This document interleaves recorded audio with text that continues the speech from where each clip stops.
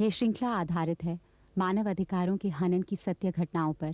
Tele रूपांतरण करते समय कोशिश की गई है कि व्यक्तियों के नाम, उपनाम इत्यादि गुप्त रहें। कुछ खास जगहों पर घटनाक्रम को दर्शाने के लिए काल्पनिक पात्रों का प्रयोग किया गया है। हमारे देश में एक पुलिस कर्मचारी होना आसान नहीं है। हर कदम पर अनचाहे हस्तक्षेप से जूझना पड़ता है और कभी-कभी देश के संविधान से गद्दारी भी करनी पड़ती है। पर उससे भी ज्यादा मुश्किल है हमारे समाज में फैले जातिवाद के नासूर को काट फेंकना। आज हम उस हकीकत का शेष भाग पेश कर रहे हैं जिसमें जातिवाद ने एक पुलिस थाने में मानवता की हत्या की और हमारे संविधान का बलात्कार किया। कोई लाठी क्यों मारता है गांव को? अगर गांव की इज्जत नहीं कर सकते तो चले जाओ पाकिस्तान। बात समझदारी की नहीं है, समझौते की है, और आज तक समझौता हमारी बिरादरी को ही करना पड़ा है। क्या चार्ज है दोनों पे? जी दोनों चमार के पिल्ले हैं जी। मैं कहता हूँ चमार है। अरे अपने बगल के गांव के हैं। मैं कहता हूँ मुसलमान है। गौ तुम्हारी माँ है। लेकिन हुआ क्या है? ये तो पोस्टमार्टम के बाद पता चलेगा। पोस्टमार्टम? जो भी थे हमारे तुम्हारे जैसे दलित नहीं थे वो लोग।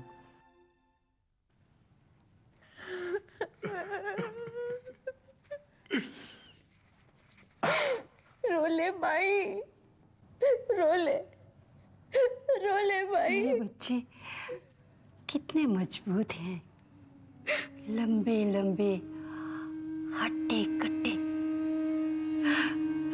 अरे 20-20 रोटियां तो ऐसे ही खा जाते हैं। तू नहीं मानती ना? जाकर आटा गूंद, फिर देखना आकर कैसे खाते हैं। बस आते ही होंगे।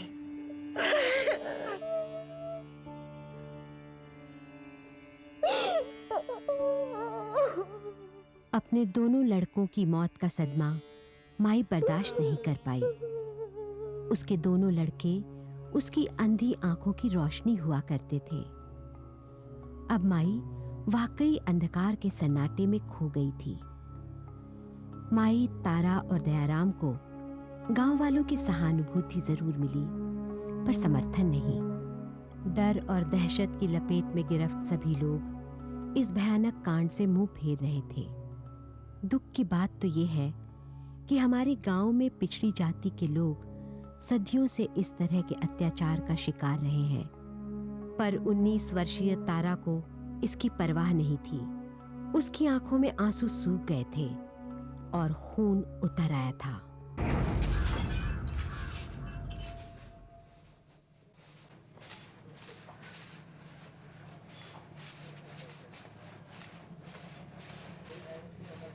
ओम जयंती मंगला काली भद्रकाली कपालिनी दुर्गा क्षमा शिवा धात्री स्वाहा स्वदा आदि मूर्ति में देवियों आपको नमस्कार करता हूँ। नमो नमः सिद्धि विनायक, नमो नमः अष्ट विनायक, नमो नमः श्री गणपति। मैं बहुत देर से इंतजार कर रही हूँ। सर, मैं तारा हूँ, रविंदर और प्रकाश राम की बहन। मैं सिर्फ इतना जानना चाहती हूँ कि क्या प्रोग्रेस हो रही है। सर, मैं इतनी देर से आपसे बात कर रही हूँ और आप मेरी तरफ देख भी नहीं रहे हैं। मेरे भाइयों का खून हुआ है, मर्डर सर।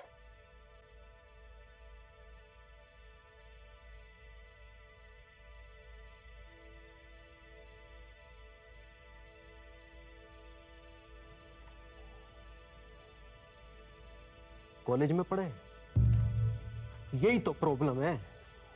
तरस खा के पढ़ लिख के सबके सब अपने आप को अम्बेडकर समझने लगे हैं। क्या मतलब है आपका? मतलब साफ है, ये मर्डर फडर जैसे अंग्रेजी शब्दों का इस्तेमाल करने से ना समझदारी बढ़ती है और ना किसी की जात छुपती है। ये जो हमारे यहां होता है और यहां, वो विरासत में मिलता है या वो देता है? मुझे आपकी इन सब बातों में कोई दिलचस्पी नहीं है। मैं सिर्फ ये जानना चाहती हूँ कि मेरे भाइयों के मर्डर केस में क्या छानबीन चल रही है। मुझे साफ साफ बताइए कि हत्यारे कब तक पकड़े जाएंगे? अगले 10 मिनट तक तो पकड़े नहीं जाएंगे। तब तक मैं अपनी छोटी सी पूजा कर लूं, दो सांसें ले लूं तेरी आज्ञा होए तो। कर लो।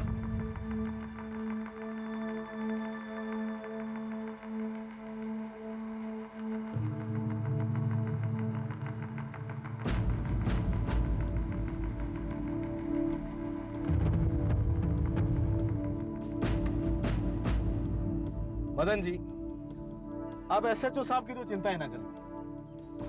वो ऊपर से भले ही कितनी ड्यूटी करें, लेकिन अंदर से एकदम अच्छे आदमी हैं, एकदम धर्म कर्म में विश्वास करने वाले। मुझे तो अब क्या जरूरत थी डीएसपी को फोन करने की? पुलिस फोर्स हमारी तो है, उस पे उंगली उठे किसको अच्छा लगता है? बात आपने सही कही।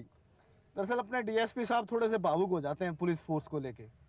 अब देखिए ना, थोड़े शहरी आदमी हैं, शहर में पले बड़े हैं, गांव के जात पात को नहीं समझते। समझा दिया जाएगा।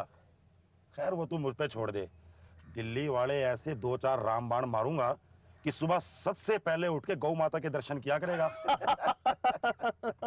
तारा रुको, देखो मैं बताता हूँ तुम्हें। सुनो तारा, रुको। बात ये है कि तारा, क्या है? वो तुम्हारे भाइयों का मर्डर केस। तुमने तो कहा था एक्सीडेंट है। वो मुझे ऐसे कहने को कहा गया था। तो अब क्या कहने को कहा गया है? कि मुझे कहो कि अपना मुंह बंद रखे, जिससे कि मेरे भाइयों के हत्यारे कभी पकड़े ना जाए। देखो, धीरज रखो। हमारे डीएसपी साहब जरूर कुछ ना कुछ करेंगे। इस वक्त तो मैं कुछ कह नहीं सकता, पर देखो वो कुछ ना कुछ जरूर करेंगे। बड़ी मेहरबानी करेंगे कुछ ना कुछ करके। मेरे भाइयों की खाल उतारी गई, उनकी आंखें निकाली गई, और आप कहते हैं कि कुछ ना कुछ जरूर करेंगे। सब एक जैसे हो, सब एक जैसे हो तुम। परसों पोस्टमार्टम की रिपोर्ट आ जाएगी, तब मुझसे आकर मिलना। बहुत चिपक रहा है साड़ी के साथ। ये भी चमार है क्या? ना जी ना, उनको कहाँ वर्दी पहनने देंगे हम। ये मोहनदास जाट है बहन खाला, साड़ा हरकतें औरतों वाली।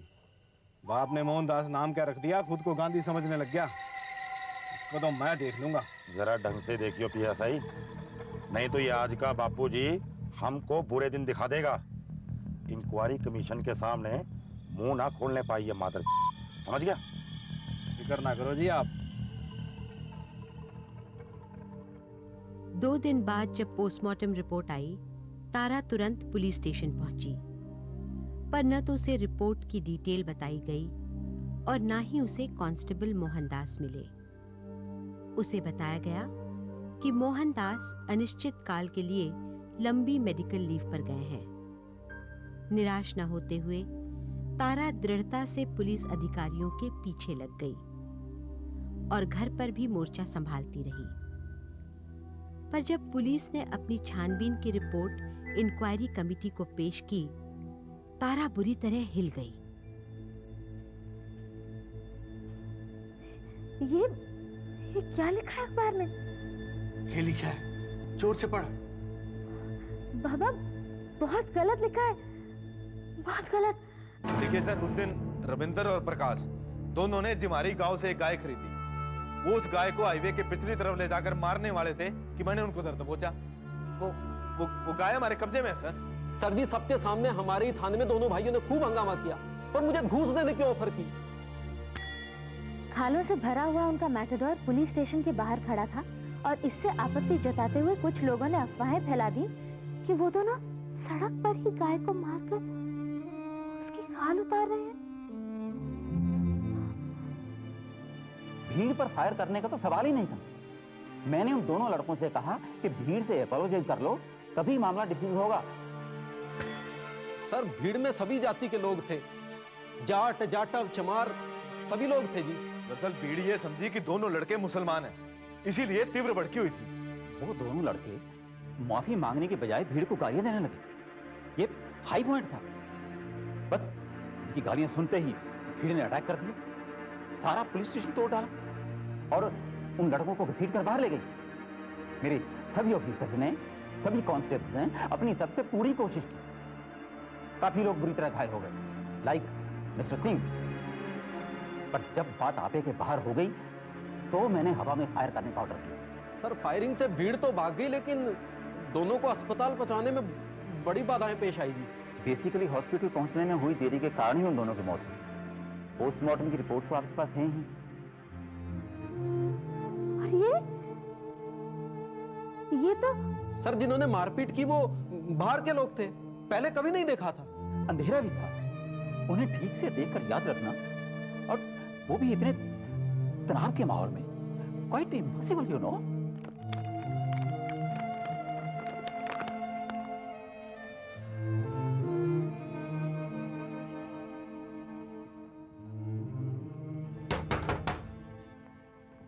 आप हवलदार साहब, आपने तो कहा था कि आपके डीएसपी साहब कुछ ना कुछ जरूर करेंगे। बहुत कुछ कर दिया उन्होंने, बहुत कुछ।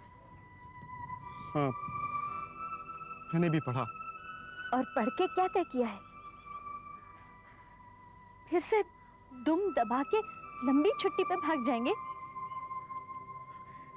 इस बार कौन सी बीमारी होने वाली है आपको? तारा, तुम्हें जो कुछ कहना है कह सकती हो, हक बनता है तुम्हारा। लेकिन जो कुछ मैं तुम्हें कहने आया हूं, शायद वो कभी साबित नहीं होगा। लेकिन फिर भी मैं कहूंगा, क्योंकि मैं जब तक सच नहीं बोलूंगा, मैं चैन से कभी सो नहीं पाऊंगा, कभी नहीं।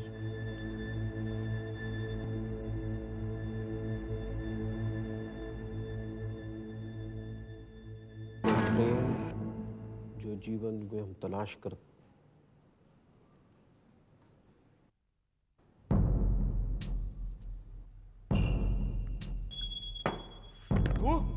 चल बाहर चल। मेरे को कहा था ना तू यहाँ नहीं आ सकती। आप लोग भी यहाँ नहीं रह सकते, आप तीनों, समझे आप? अच्छा, तू मुझको बताएगी? एक मिनट, क्या बात है? कौन है ये? मैं उन दोनों की बहन हूँ जिन्हें आप तीनों ने मिलकर आज दोबारा मारा है, इस घिनौने झूठ में।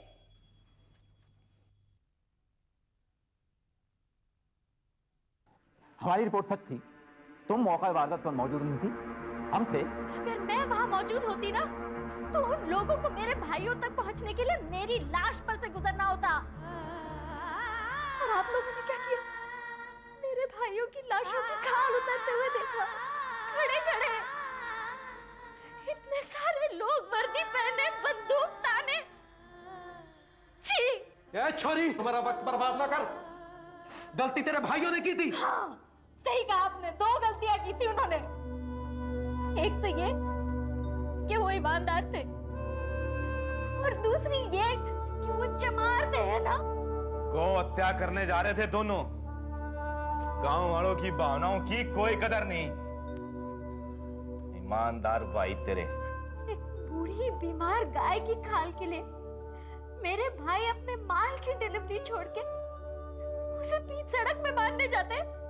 कोई और कहानी सोची होती जो इतनी बेहुदा ना होती। आज तक आपने किसी चर्मकार को अपना काम बीच सड़क में करते हुए देखा है? मेरे भाइयों के हत्यारे खुलेआम घूम रहे हैं और आप लोगों ने पहचानते तक नहीं है। क्यों है इतने नपुंसक आप? क्यों? जबान संभाल भारत। तारा,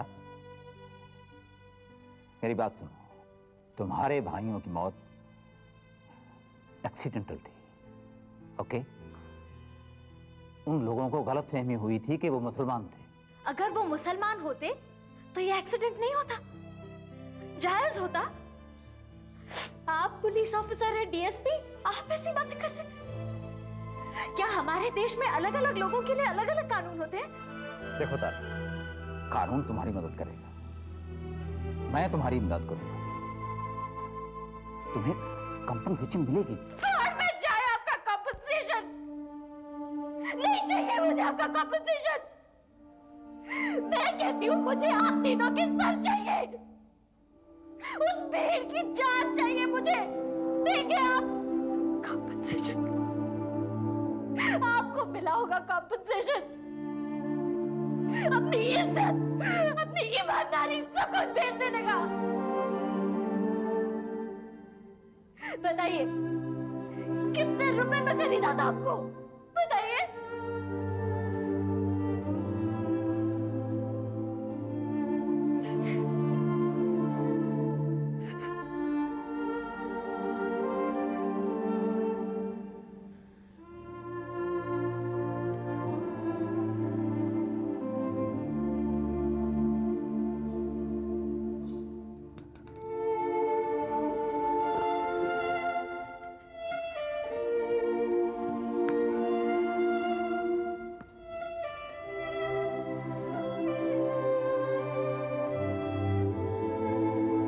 कांस्टेबल मोहनदास ने तारा को उसके भाइयों की हत्या में पुलिस और प्रशासन की भूमिका की पूरी सच्चाई बतलाई थी।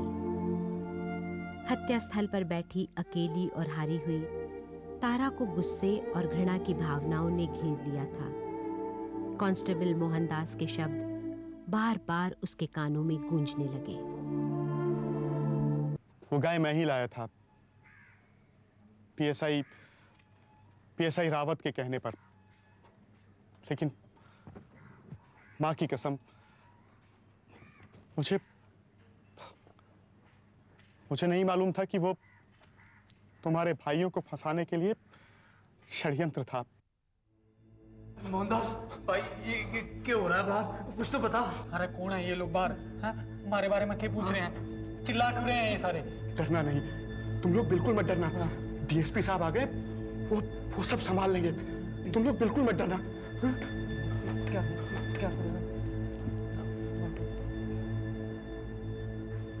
सब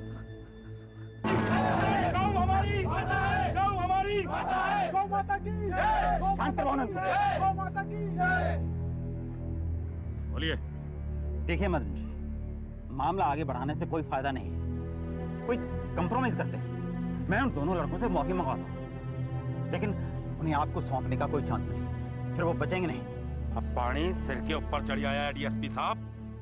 अब चाहे डीआईजी आए, पीएमआई या सीएम, कोई भी हमें नहीं रोक सकता, कोई भी।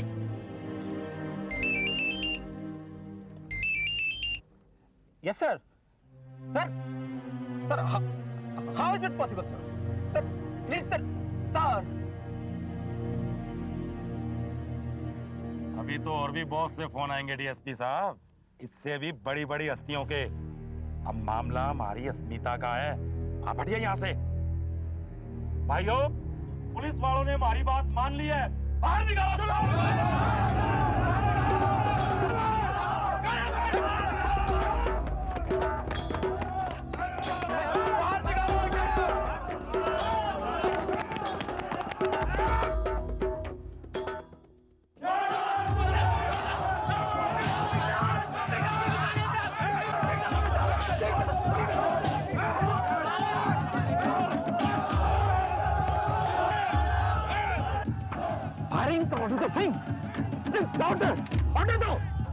आप ही दीजिए सर, आप सीनियर है जी। और वैसे भी मेरे हिसाब से ऐसा करना उचित नहीं होगा सर। बहुत खून बहेगा, आपका और हम सब का।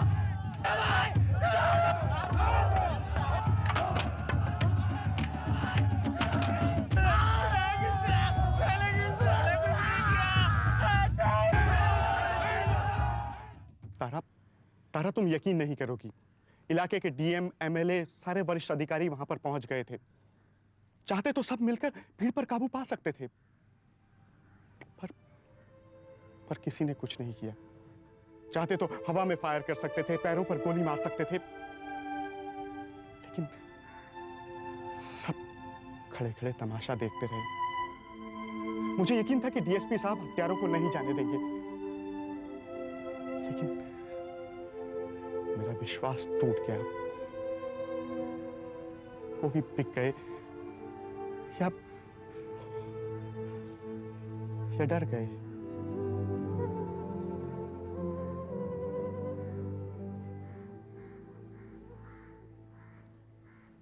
जय गौ माता। कहते हैं देर है अंधेर नहीं। इंक्वायरी कमेटी को पुलिस का बयान संतोषजनक नहीं लगा और केस सीबीआई के हवाले कर दिया गया। मदनलाल और उसके साथियों को गिरफ्तार किया गया, पर इस गिरफ्तारी से सारा इलाका भड़क उठा। धरने और हिंसक बंद हुए। बहरहाल रविंदर और उसका परिवार हर पल दर्द से जूझता हुआ न्याय का इंतजार कर रहा है। क्या स्वरूप होगा इस न्याय का? क्या काफी होगा ये न्याय? ये ना तो वो कभी तय कर पाएंगे, ना हम। अगले हफ्ते हम फिर मिलेंगे एक नई हकीकत के साथ।